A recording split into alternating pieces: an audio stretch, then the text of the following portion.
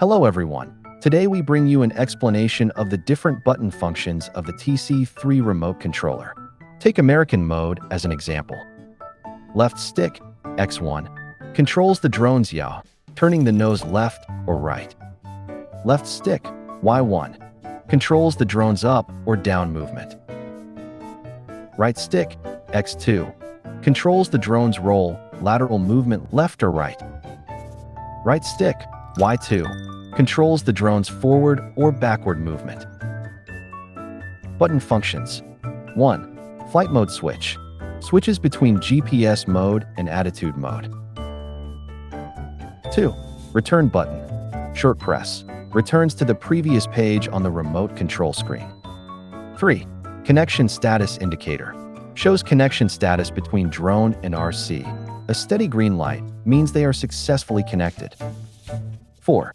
Return to home, RTH, button.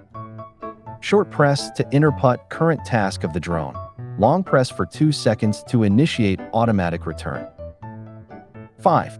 L1, L3 buttons. These are shortcut keys in the app interface.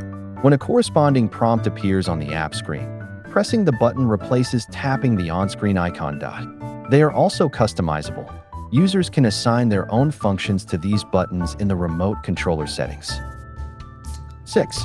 View toggle button. Short press to switch between FPV view and full screen map view.